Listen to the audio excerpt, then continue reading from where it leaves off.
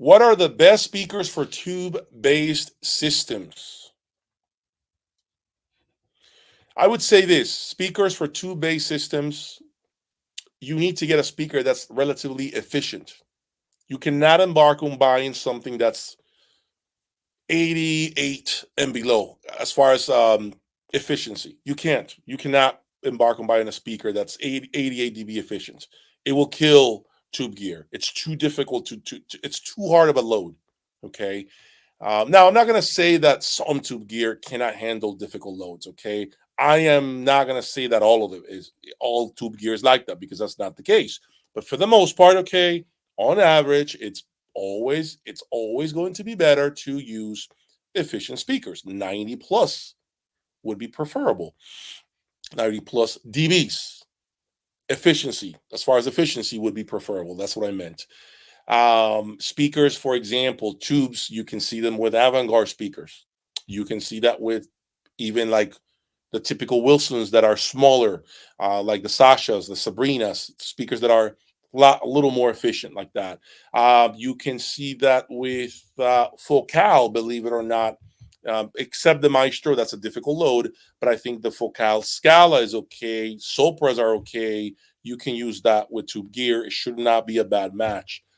Sonos Fibers, some Sonos Fibers will be okay, although I would find it a little too sluggish with Sonos Fiber, too much of a good thing.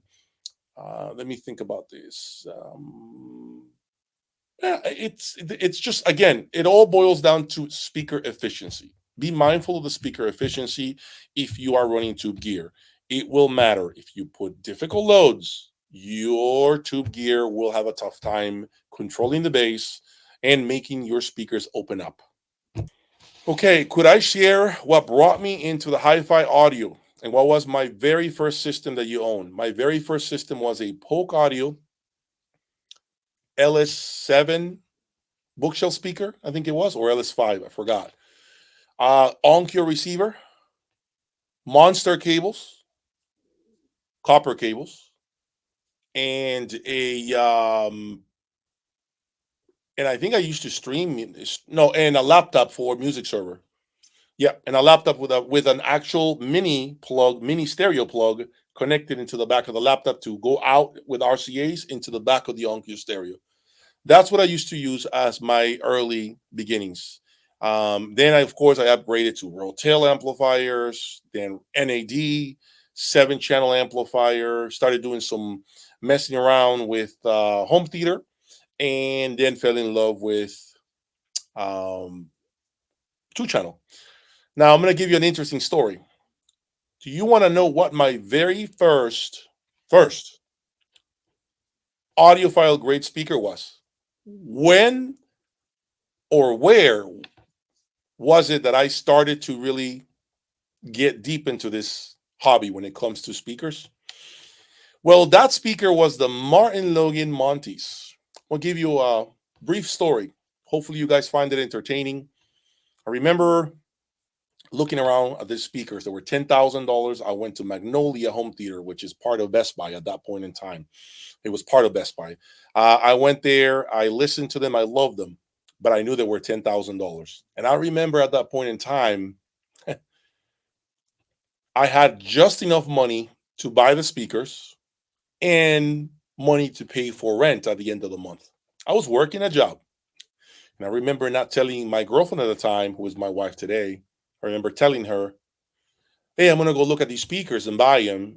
And I'll be back.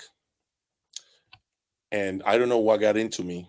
I went to the store, bought the Montes because I heard him with some Macintosh MC275 stereo amplifier. And I looked at my bank account and I realized, if I get fired from my job tomorrow, I'm not going to have money to pay my rent. I'm not going to have money to pay my car or buy food. I went ahead and I did it. And I said, you know what? It's fine. I'm not going to get fired. I'll find a way. Get home with the speakers. My girlfriend at the time, she'd ask me, oh, okay, these are the speakers. How much were they? Oh, they were not a lot of money. I didn't give her the price. So I set them up. Here are the speakers, and I'm just so in love. I'm like, oh my God, this is so beautiful. Oh my God, the speaker is just amazing. I can't believe it. I finally did it. It was such an accomplishment, right? First pair of speakers that I can honestly say I emptied my bank account for, right? I emptied my entire bank account for. And then she found the receipt. And of course, we had a conversation. I never put her, in any sort of concern about me not having money to pay the rent, but that was the truth, right? I was like, I needed that next paycheck to pay the rent. So when that happens, at that point in time, I was able to make a couple of moves, sell a couple of things, gather the money, and pay the rent. But she had no idea this whole time that I am trying to come up with the money to pay for rent. But I had a $10,000 set of speakers in the living room, so I'm feeling good about it, knowing that if I'm no longer employed, we're gonna have a hard time. But the world has the way of moving around to help you out when you have true passion and desire to do great things. And I remember scoring a nice deal on a set of JL Audio subwoofers. I was able to buy them on a credit card and flip them for a profit. That profit allowed me to begin to get comfortable financially, and from there the rest is history. So that's a true story. That's exactly how things started for me, and I got to the Chronosonics 12 years later exactly like that, by making a lot of moves, efforts, of course, working tirelessly, and having a lot of passion and dedication in this hobby. Of course, now I'm a business, full blown business. So, but that's really how things started for me in this industry. The 10,000 set of speakers, emptying my bank account to buy it and be concerned, which by the way was a very immature move. I agree. If your comment is going to be, oh my God, that's wild, Jay, I would have never done that, you're crazy. I 100% agree. But again, that was 10, 12 years ago, 12 years ago, um, different time in my life. And I was wild. I was wild, and I would take risks like that all the time with different things. And knock on wood, I did not get hurt. Nothing bad happened.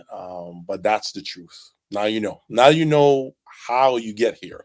The crazy gambles, the crazy ideas and risks that I have taken on to get here. One last story, quick story that I'll give you. If it serves you any at all, I'll tell you this. So as I kept doing this, right, 2 years later, I found a deal on a website that is called Craigslist. You may not know what it is, but it's a very popular website where you sell a lot of used gear, not equipment, audio equipment, anything. You sell anything home related, carpets, whatever, cars. You sell everything, right? It's a free website. I found a pair of Class A audio monos, the old school Class A audio CT 600s. And I had to drive down to a bad part here in Florida, Hialeah to be specific. It's not a nice city. It's really a city where you have to walk with four eyeballs, okay, two in the front and two in the back. Found a good deal. Rookie mistake. Went to the bank, withdraw the money, took cash to meet these two people that were selling this. And my intent was to buy these two components for a good deal and bring and list them on eBay for a profit. Got there, really rough area here in South Florida. I had money on me, and I'm assuming they knew I would have the money on me. It doesn't hit me until I get there that I could have been like, I was about to get robbed. I get there, they show me the gear, but I started feeling very funny about the whole thing. So I looked at the stuff, they turned it on for me, everything worked perfectly. Pulled the money out of my pocket, and I thought they're about to rob me blind right now. I might make the 6 o'clock news tomorrow. Nothing happens. Put the stuff in the car, clase audio monos. Turn around, and I'm counting my blessings that I did not get robbed at gunpoint. Get home, plug in the stuff. Everything works. My intent was to sell that for a profit. Everything was fine. I went ahead and listed it on eBay. Guy buys it off of me. This is a long time ago, folks. This is over a decade ago. 2 weeks later, after he takes delivery, apparently they were reported stolen goods. Lost all that money. Those two items were stolen goods. Apparently, they had broken into someone's home and stolen the items. They were reported, the serial numbers were reported, and I had to give back the money. So essentially, I actually did get robbed, technically, just not at gunpoint. So these are true stories, things that I've been through, all the hurdles, all the risks associated, everything that I've been through to get to where I am today. Now, I no longer do those things. I don't even get into those transactions anymore because I fortunately have elevated my game to a whole new level where I can do everything from home. But now you know what I have been through, okay, and what it has taken me to get here. How all the risks, all the gambles, okay, that I have taken to be where I am today. So hopefully this story allows you to think and reflect on your own journey and all the craziness all the risks you have taken on to be where you are today. I am just another guy that has taken sometimes the rough road to see the light at the end of the tunnel, and I have seen the light at the end of the tunnel. And one way in which I have seen the light at the end of the tunnel is by having you all here with me. 2023 is almost gone, and I expect 2024 to be Jay's Audio Lab 2.0. And I expect for each and every one of you to be with me, to be part of my journey, to enjoy it with me, and hopefully I can continue to help you. God willing, I expect to continue to do great things for me, for my family, and for you all.